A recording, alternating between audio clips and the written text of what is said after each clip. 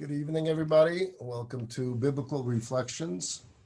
Tonight, we're going to begin the story of Jacob, the third patriarch. We've been discussing Jacob, but we've been discussing him as the son of Isaac and Rebekah, the second patriarch and matriarch.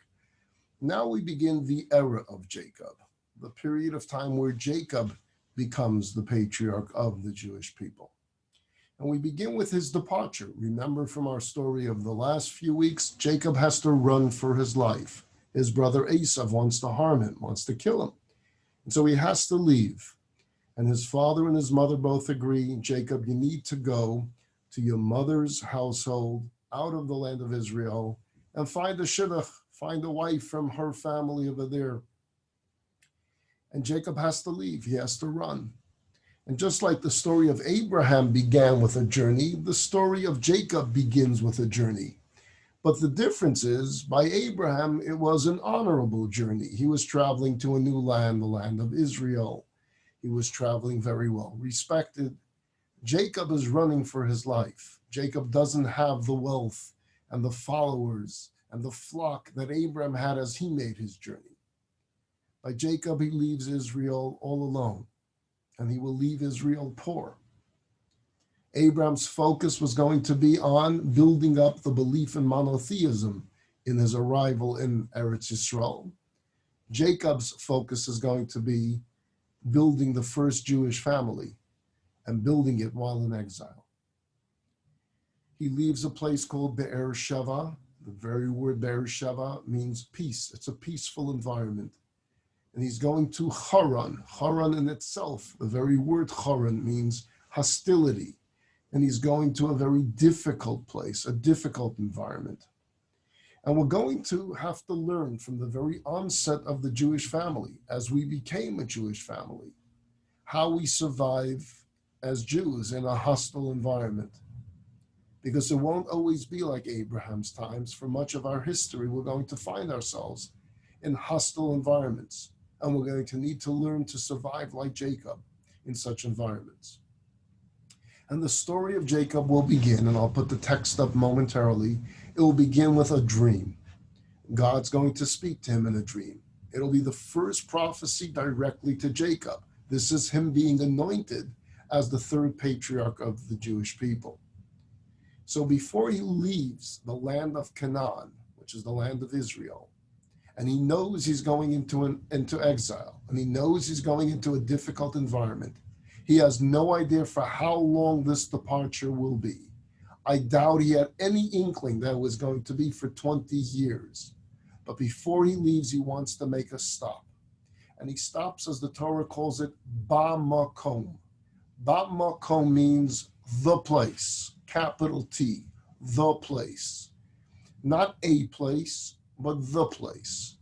Anytime the Torah refers to a place as the place, it's referring to a holy place. It's referring to the Temple Mount, the place which will eventually be the Temple Mount in the days of King Solomon, but has already had its holiness because that is where the binding of Isaac took place. Isaac is his father, so he's very familiar with what happened on that mountain. He knows that that mountain was designated as a holy place, and therefore, before he leaves, he wants to stop off and pray at a holy site. Clearly, Jacob is afraid. He's afraid of this journey. He's afraid of what awaits him. He's concerned about it, and therefore, he wants a place of holiness. He wants a place of meditation. He wants a place of prayer that he can spend some time in this deep meditation. And so I'm going to put up on the screen the text as it is in the Bible itself, in the Torah itself, and then we will try to decipher some of its meanings as to what is going on in the text of the beginning of the mission of Jacob.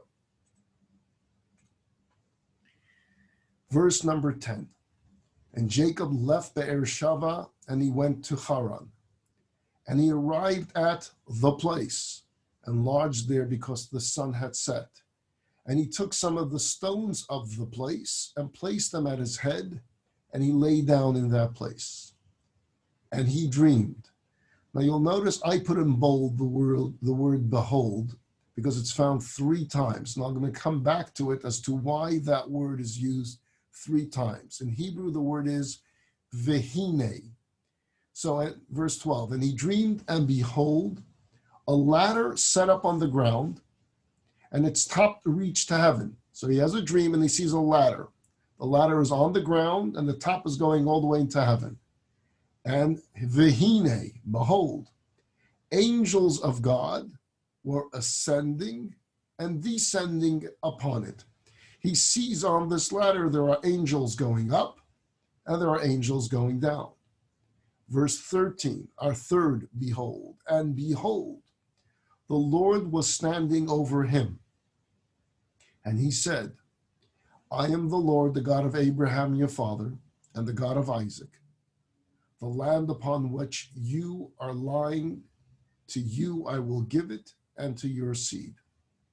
So here we have the official giving over of the land of Israel. The gift of the land of Israel has now been passed first from God to Abraham. We then have verses where God passed it to Isaac, and now it's being passed to Jacob and to his seed, which means all of us as the seed of Jacob are being given in verse 13 a piece of the land of Israel. Verse 14, and your seed shall be as the dust of the earth, and you shall gain strength westward and eastward and northward and southward. In Hebrew, ufaratzta yama v'kedna v'tzafayna v'negba. Your influence should spread out all over the world. And through you shall be blessed all the families of the earth, and through your seed. In everything that we speak about what it means to be a member of the chosen people, it's that last part of verse 14 that is so critical and is often left out.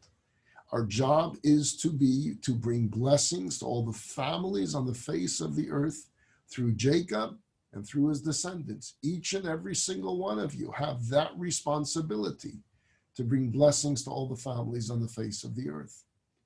Verse 15, and behold, I am with you, and I will guard you wherever you go, and I will restore you to this land. For I will not forsake you until I have done what I have spoken concerning you. Verse 15 is critical for Jacob. He has a promise from God that he will return to the land of Israel. He's going to survive exile. He's coming back. He is not told in verse 15 when that will be. Verse 16, Jacob awakens from his sleep, and he said, indeed, the Lord is in this place, and I didn't know it. And he was frightened, and he said, how awesome is this place? This is none other than the house of God, and this is the gate of heaven. Verse 18, and Jacob arose early in the morning, and he took the stone that he had placed at his head, and he set it up as a monument, and he poured oil on top of it. And he named the place Bethel, but Luz was originally the name of the city. And Jacob uttered a vow, saying, if God will be with me, and he will guard me on this way upon which I am going, and he will give me bread to eat and a garment to wear. He doesn't ask for much, just let me survive. And if I return in peace to my father's house, and the Lord will be my God, then this stone, which I have placed as a monument, shall be a house of God. And everything that you give me, I will surely tithe to you.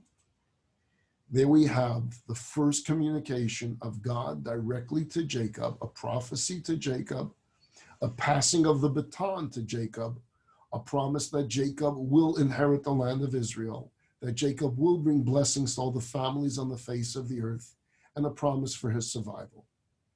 Now, when the past chapter opens and it says that he encountered the place, it means in English, you translated he arrived at the place, but the word in Hebrew is vayifka, which means it was a place of meeting.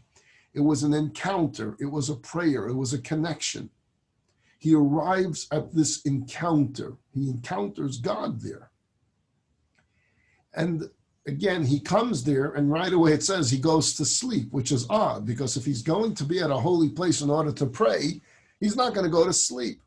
And yet the Torah says he goes to sleep right away. And what the commentaries explain to us, he suddenly feels the need to sleep. not because it's late at night. Jacob knows how to stay up late at night. He suddenly feels completely overcome by sleep and he has to lay down. That's God doing this to him, because at this point, God's not going to communicate directly as he's up. That's the way God communicates with Moses, but he's going to communicate through him through a dream, a very powerful dream, a realistic dream where Jacob knows it was real. In order to do so, Jacob needs to be asleep. So when he arrives at this encounter at this particular place, which we know as the Temple Mount, he suddenly feels the need to lay down. And God is doing this to him so that God can communicate this very powerful message to him. It says that he places stones around his head. If you remember early in the chapter that we just read, he placed stones, plural, around his head. And the Medrash points out to us that in the beginning of the story, it says that he put stones around his head, plural. But by the time the chapter ended and Jacob is taking his vow and he's saying, and if I survive and if I come back here, then this stone will be a monument. And there he calls it singular, one stone. And again, the Medrash gives us a Midrashic story that at first there were many stones. There were 12 stones representing the 12 tribes that he will have. And by the time he wakes up and the prophecy is said to him, the stones have become one. They have united into one stone. Really symbolic of, at first, there's going to be friction between the stones. They're going to be individual stones, each with their own ego, as we start studying the story of Jacob and then getting into the story of Joseph. But ultimately, the book of Genesis will end with the family being united, one stone. Again, the question is asked, why does he place stones around his head? Stone is not a comfortable pillow. So clearly wasn't as a pillow. You're not going to use a stone and say, this is my pillow, because it's not comfortable. So the commentaries say those sleeping in the wilderness would surround themselves with stones to protect them from animals, from creatures that would come out at night. Well, if so, why is he only putting it around his head? What about the rest of the body? So the animal can eat the rest of the body? And how exactly is the stone going to stop a bear from coming and eating him? Because if there's a stone around his head, it won't eat him? And again, commentaries point out that it's a lot of symbolism going on in every part of this chapter about Jacob's ladder and the dream. He's symbolizing that his head needs protection. He's going into exile, and he knows what that means. There are not going to be too many like him wherever he goes. And the society, and all of society, is going to be quite immoral. And he's going to have to remain apart, remain different, remain true to how he was raised. And so he's saying, I am protecting my head in exile. My body, I will give over to exile, which means I will work. I will work the fields. You'll get the labor of my hands. You'll get the labor of my body, but you won't get my head. I'm not giving over my head. My head will remain who I am. And then he has the dream of the ladder. There are angels going up the ladder, angels coming down the ladder. Remember? And then behold, and behold, and behold. Let's start with the first question. Why are the angels going up first? Shouldn't they be coming down first?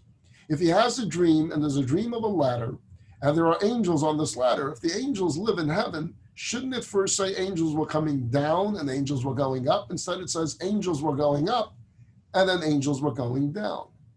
So the simple explanation is that Jacob always had angels escorting him. From early on, angels always escorted him. But there's a rule in the world of angels, and that is that they have geographies. They have assigned locations. Just like the Secret Service have people assigned to particular locations. There are angels assigned to escorting Jacob in Israel. There are angels assigned to escorting Jacob as he makes his way out of the land of Israel. In this dream, the angels going up were the Israel escorting angels. Their time, their mission is up. They're going back up to heaven. Who's coming down? New reinforcements. These are exile angels. These are angels that will protect him and watch over him while he lives in exile outside the land of Israel. Now let's focus on those vihines and the beholds that I pointed out, that I put in bold. Remember, I showed you three different beholds, one after the other. First behold, there was a ladder. The second behold, there were angels. The third behold, God was right there.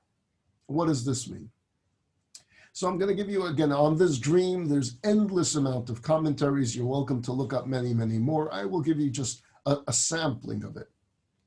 The ladder represents the human desire to climb. The ladder has its legs on earth and its top in heaven. When I say the human desire to climb is to understand godliness. We want to have a grasp. We want to understand more than what we see in front of us. And so we have this ladder. The ladder represents the connection. It's the path that leads us to God. And if we climb, and climbing also connotates effort, we can reach to the heavenly. Who did this before us? Abraham. Abraham climbed the ladder. He used his rational mind, and he came to a rational conclusion, step by step by step, climbing a ladder. And in that climb of his ladder, using his rational mind, Abraham, as a youngster, came to a conclusion that there is a creator. There must be a creator to this house, to this castle, to this palace called the world. Someone must have created this. It didn't just come by accident. And if someone created it, next step up the ladder, there is a purpose, there's a mission, there's a reason. And so Abraham in his lifetime climbs a ladder. He's looking for understanding. He's looking to climb out of the mundane and find something we call spirituality, something higher than us, but within grasp. He's climbing the ladder. That's the first behold. Then comes the second behold. The second behold is the angels. I'm not talking about the Anaheim angels. I'm talking about the heavenly angels. And I don't know that anyone in Jewish literature actually describes them like Warren Beatty or with wings. So we each have our own imagination of angels, but they're spiritual beings. They're real. They do exist. There's much in the Torah and the commentaries and the Medrash about angels. They are spiritual entities. They can take the form of a human being when they're on a mission. They can disguise themselves as a human being, as we saw with the story of Abraham inviting 3 angels for lunch because he thought they were human beings. So the second behold is about the world of the angels. For some, the intellectual step-by-step approach, the climbing of a ladder, is not enough, because that's an intellectual climb. There are those that constantly have the need. They want to, as they call, feel spiritual. There's one thing about climbing a ladder intellectually, thinking it through. If there is a world, as a creator, as I have always said, watchmaker. And if there is a creator, purpose and mission, and what role do I have? I'm using my mind to climb the ladder. But many have this desire to feel spiritual. They want a spiritual experience. You want to be able to taste it, to feel it. It's one thing to understand a mathematical formula, but it's another to experience a sunrise. They're not the same. Now, a genius and a mathematician gets tremendous joy out of figuring out a mathematical formula. I don't. I was good in algebra, I was good in geography and trigonometry, but it's not something I wanted to devote my life to. I mean, you see those chalkboards with equations that go on like the Great Wall of China. They keep on going and going, and people spend their entire life trying to work out a mathematical formula. For those people with those gifted minds, there's tremendous joy, and we cannot relate to the joy unless some of you are mathematicians or other areas of intellect, which you work on something for many, many years, and you come to a conclusion, you come to an answer, and it gives you that great joy. But some of us are more about feel, experience, view. You're seeing something, you smell something, you're hearing something, and it affects the senses. That's the second part of the dream. the feeling of spirituality. So Jacob now has the Abraham approach, and he has the angel-like approach. But there's a third behold. And the third behold was God was standing over him. God was right there. So some are looking for a ladder, some are looking for angels. In the meantime, peekaboo, God is really right there, right next to you. The third behold is, as he's looking in this dream, and at first he's seeing a ladder, and then he's focusing on the angels, the third behold is, oh my goodness, God is right here. Not on the top of the ladder, right here, next to me. We see this when Moses brings about forgiveness for the Jewish people after the sin of the golden calf. So God will say yes to the forgiveness, but he'll say to Moses, however, the consequence of the sin of the golden calf is that I personally will not lead them anymore. I'm going to send an angel to lead the Jewish people through the wilderness. Now, at first, Moses was glad that he got God to retract the fact that he set a death penalty on the Jewish people. He said he's going to wipe them all out. And God said he'll forgive them. That's pretty good. He accomplished a great deal. But Moses waits for the right moment. And then he'll make his plea to God. And his plea to God is, no, God, we don't want an angel. We want you. It's nice to have an angel connection, an emissary connection. That's all nice, but that's not what we want. We want direct connection. We want you. We want a direct relationship with you. For some, it's enough to have a ladder relationship. For some, it's enough to have an angel relationship with the Almighty. They can climb to God and they can experience spirituality. But we want more than the latter. We want the direct bond. And that's why in the Torah we're called the firstborn, which means there's something unique about our relationship with God Almighty. We're not satisfied with a ladder. We're not satisfied with angels. It's the third behold of that dream that matters most to us. There's another way of looking at the dream. There's a ladder with angels representing all those who seek God, that search the heavens, and they climb the highest peaks. But the dream is a very powerful message for Jacob and for each and every single one of us, descendants of Jacob. You want to know where to look for God? Stop climbing the highest peaks. Stop trying to get into heaven, because God is right in front of you. There's no need to travel anywhere. He's right here below. That's the powerful message that Jacob is getting from this dream. And in this dream, as I say, he begins to hear the passing of the torch. The blessings are now being given over to him. So if we had any thoughts that the story with Esau and Isaac and Rebekah was going to affect Jacob in any way, meaning that it would have a negative effect on Jacob, that he would no longer be worthy of being a patriarch, immediately the very next chapter tells us it's not that way.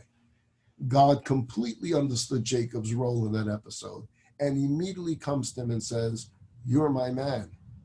You're the guy. And he calls himself the God of Abraham, your father. It's interesting. He mentions Isaac's name as well, but he says, I'm the God of Abraham, your father, even though Isaac was his father. This means that Jacob is considered the descendant of Abraham in regards to the new nation that's being mentioned over here. Because if it's just Isaac, well, Isaac has another son, Esau. Clearly, God is excluding anyone else but Jacob here. And he's passing along the blessings of Abraham and the mission of Abraham. And he adds, unlike to Abraham and unlike to Isaac, Jacob gets the verse, Ufaratzta yama vakema v'tzafona v'negba, about spreading out to the north, to the south, to the west, to the east. And he gets the repetition of all the nations shall be blessed through you. And as I mentioned, the promise that Jacob himself will return to the promised land. Jacob awakes, and his first comment is, God is here and I knew not. Now, first explanation is that he didn't realize, he knew it was a holy place, but my goodness, this is a holy place. I never would have allowed myself to go to sleep if I knew the holiness of the place. And little did he know, he had no choice in going to sleep. But perhaps Jacob is saying really to us is that he gets the dream, meaning God is here. Here meaning this world. God resides in this world. He's not distant from this world. He lives here. Yes, he has a heavenly palace. He has a heavenly throne. He has a lot going on in heaven, but he created this world to be a dwelling place for himself as well. And the other reference clearly, and you see that all over that chapter, is that he's referencing the Holy Temple. If we survive, if we make it through, this stone will represent the house of God, very clearly representing, talking about the first Holy Temple, the second Holy Temple, and hopefully to be very soon, the third Holy Temple. So Jacob picks up from the dream, and he now makes his way to Haran. I'll put up on the screen now the text that introduced Jacob to his new environment. He's now coming to a new land.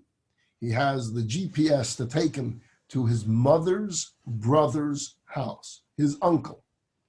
And he is told that his uncle has 2 daughters, and he should marry one of them. That's his mission now. He's on a shidduch mission, right? He's going to get married. So he knows that area where to go to, where Laban has his property, somewhere in that area. Let's take a look at the chapter. Verse 1. Now Jacob lifted his feet, and he went to the land of the people of the east. And he looked, and behold, a well in the field, and behold, 3 flocks of sheep lying beside it, because from that well they would water the flocks. And a huge rock was upon the mouth of the well. So what they did was they had this big rock over the mouth of the well, that the only way you could lift that rock was if all the shepherds would come together. They would lift it together, and they would all water their flock together. They were afraid, if they just left it open, that other people would come and take. And so they put this stone that would require all of them together to be able to lift the stone. Verse 3. And all the flocks would gather there, and they would roll the rock off the mouth of the well and water the sheep. And then they would return the rock onto the mouth of the well to its place. And Jacob said to them, My brothers, where are you from? And they said, We are from Haran. Haran, that's the name of the city he needs to get to. And he said, Do you know Laban, the son of Nahor? And they said, Yeah, we know him. And he said to them, Are things going well with him? And they said, Things are going well. And behold, his daughter Rachel, is coming with the sheep. You're asking us about Laban. That's his daughter right there. And he said, Jacob says, Hey, the day is yet long. It's not time to take in the livestock. Water the sheep and go pasture. I'm a shepherd too. I don't understand. You guys are all just taking a suntan here. Why aren't you guys doing your job? How come you're not taking care of your flock? There's a well. Your flock are thirsty. Give them something to drink and then let them pasture in the fields. And they said, the reason we're all waiting is because we can't do that until all the flocks are gathered together, and then we roll the rock off the mouth of the well, and then we water the sheep. So we're not lazy. We just do this as our tradition, and we wait around until everyone comes together. While he was still talking with them, Rachel came with her father's sheep because she was a shepherdess. And it came to pass, when Jacob saw Rachel, the daughter of Laban, his mother's brother, and the sheep of Laban, his mother's brother, that Jacob drew near, he rolls the rock off the mouth of the well by himself, and he waters the sheep of Laban, his mother's brother. He knows how to do this. He's a shepherd. He's also very strong. So he rolls the rock off, and he sees the flock of his mother, and he's going to take care of them. And Jacob kisses Rachel. And then he raised his voice and he wept. So he sees his mother's brother's daughter, his mother's niece. It says that she looked in appearance very similar to his mother. And so he's feeling the emotion of seeing literally the representation of his mother from his mother's family, and he raises his voice and he wept. He cried for a number of reasons. One, the emotion of being away from home. Two, the emotion of seeing a cousin he's never seen before that looks very similar to his mother. And three, according to all commentaries, he wept because he had nothing to give her. When Abraham wanted a wife for his son Isaac, he sends Eliezer to find Rebekah, and he sends him with jewels and jewelry and gifts and more gifts and more gifts. And here Jacob is coming empty-handed. He has nothing to give her. And Jacob tells Rachel, who was, I am sure, quite startled to be kissed by a total stranger, that he was her father's kinsman and that he was Rebekah's son. And she ran and told her father. Now it came to pass when Laban heard the report of Jacob, his sister's son, that he ran towards him, and he embraced him, and he kissed him, and he brought him into the house. And he told Laban all these happenings. Laban was around when I just told you before the story about Eliezer, Abraham's servant that went to find the wife for Isaac, Rebekah. Well, Rebekah is Laban's sister. Laban was there at the time, and he remembers the wealth that this Eliezer put out on the table and the jewelry put on the table. So, hey, we're doing it again, but this time I'm the one that's getting all the jewelry. I'm the one getting all the wealth because this is my daughter you want, and it's coming to me. And so he's all excited at first, and he runs towards him, and he embraces him, and he kisses him. The commentaries say he's trying to feel the pockets. Where's the cash? Where's the jewels? And then he brings him to the house, and he wants to discuss, what are we talking about here? What's the deal going to be like? And so he tells him everything. Everything means that he needed to run away. He didn't have time to bring anything. According to the commentaries, he actually had jewelry with him, but Esau's son caught up with him and took it all away from him. And Laban said, look, okay, indeed you are my bone and my flesh. You can stay here because you're family. You don't have any money, that's a problem, because we like money here, and we like jewelry here, but I'm going to let you stay here and be a guest by my house. So he stayed a full month. And Laban then says to Jacob, listen, because we're family, it's not right that you should work here for me gratis. I'm going to hire you. Tell me what your wages shall be. What do you want me to pay you? Laban had two daughters. The name of the elder was Leah, and the name of the younger was Rachel. Leah's eyes were tender, but Rachel had beautiful features and a beautiful complexion. And Jacob loved Rachel. And he said, I will work for you for 7 years for Rachel, your younger daughter. That's the deal. You'll get me as your laborer for 7 years. Let me marry your younger daughter, Rachel. And Laban said, not a big deal. It's better that I give her to you than I should give her to another man. Deal, stay with me. And Jacob worked for Rachel for 7 years, but they appeared to him like a few days because of his love for her. And Jacob said to Laban, give me my wife, for my days are completed that I may come to her. It's time for the wedding. It's been 7 years. I've worked. I followed my end of the deal. Laban prepares for a wedding. He gathers all the people of the place and he makes a feast. So even back then, they made a nice party. They had a caterer, they had a photographer, they had a florist, they had it all. They even had a party planner.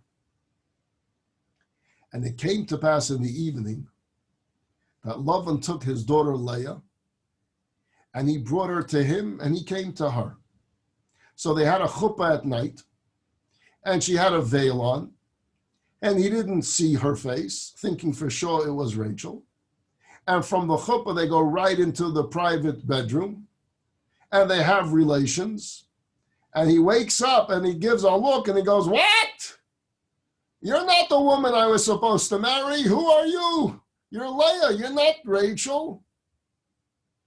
And Laban also gave Zilpah, we'll get back to her later, his maidservant to his daughter Leah as a maidservant. It came to pass in the morning, and behold, she was Leah. So he said to Laban, what is it that you did to me? I worked for you for Rachel. Why did you deceive me? And Laban said, it is not done so in our place to give the younger one before the firstborn. You wanted to break tradition. Tradition here is the older one's got to get married first. You can't marry the younger one if the older one is still unmarried. And being that Leah was unmarried, you can't get Rachel unless you marry Leah too. And so I'll make a deal with you. Complete the wedding week of this one.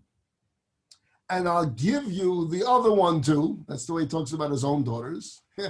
I'll give you that one, the one that you want, Rachel, for the work that you will render me for another 7 years. You work for me for another 7 years, you'll get Rachel too. But because I'm such a nice guy, I will let you on credit marry her in advance. You don't have to wait the full 7 years. You can wait a week after the first wedding, and then you'll marry the second one. But I trust you, you'll promise me a pledge that you're going to work another 7 years for me. And Jacob did so. And he completed the week of this one, and he gave his daughter Rachel to him as a wife. So now he's married to 2 sisters. And Laban gave his daughter Rachel his maidservant Bilhah for a maidservant. So Laban, as wedding gifts, gave each of his daughter a maid. One was called Bilhah, and one was called Zilpah. And he came also to Rachel, and he also loved Rachel more than Leah, and he worked with him yet another 7 years. So you're getting a little bit of a taste of who this Laban character is. He's not an honest man. He's a deceiver. It's going to get worse. His life there is going to become very, very difficult. But we also have the beginning of the building of the 12 tribes of Israel, because it wasn't going to come from one wife. It's actually going to come from 4 wives. We, the children of Israel, the nation of Israel, the people of Israel, the Jewish people, came from 4 different wives. They're considered 2. They're considered Leah and Rachel, but each one of Leah and Rachel had a maid of their own that, as you will soon see, marries Jacob as well. And therefore, Jacob has 4 wives. And so let's review a little bit this encounter. First encounter with Laban. He works for 7 years in order to marry Rachel. And as the wedding takes place, as you saw from the text, he deceives him. He puts a different daughter there. For Jacob to have said, you know, who does such a thing? And then the Torah tells us he has this special love for Rachel. That's the woman he fell in love with. But the Torah will also tell us that God felt the pain of Leah. Because Leah here was a pawn of her father. She didn't have much choice. And you're going to see later how he treats his daughters. He has no love for his daughters. His daughters are his property. He sells them. And therefore, Leah is a victim too. She's afraid of her father. She does what she's told by her father. And so God had compassion on Leah, afraid that at some point Jacob would divorce her, saying, I didn't want to marry you. I wanted to marry only this one. And therefore, she gets pregnant right away. God causes her to get pregnant immediately. She gets pregnant from that very first night. And Jacob is never going to divorce a pregnant woman. And she gives birth. The firstborn child of Jacob comes from Leah, not from Rachel. And his name is Reuven. And then the Torah tells us she gives birth again to a second son. His name is Shimon. And a third son. His name is Levi. Levi comes from the word bonded. Leah feels that now her husband is bonded with me. And then she gives birth to a fourth son. His name is Judah. Judah means give thanks. Leah is now secure. She knows that the marriage will stay, that even though he has a special love for Rachel, I've given him 4 children. My relationship with him is secure. Rachel sees that she's not having any children, and her sister already has 4. So she asks Jacob to marry her maid, Bilhah, and to treat it as a surrogate motherhood. If she gets pregnant, let it be as if, being that she's my maid, as if I gave birth to you. And Jacob will agree, and Bilhah will give birth to a 5th son, Dan, a 6th son, Naphtali. Leah then says, hey, if that maid thing, that surrogate works for my sister, Why not with me? So she gives her maid to Jacob to marry. Her maid was Zilpah. And she gives birth to a seventh son, Gad, an eighth son, Asher.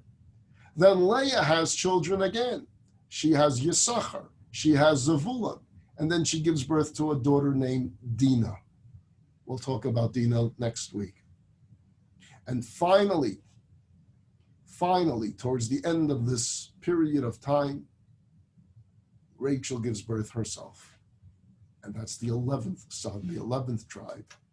And his name is Joseph. And we're going to hear a lot about Joseph.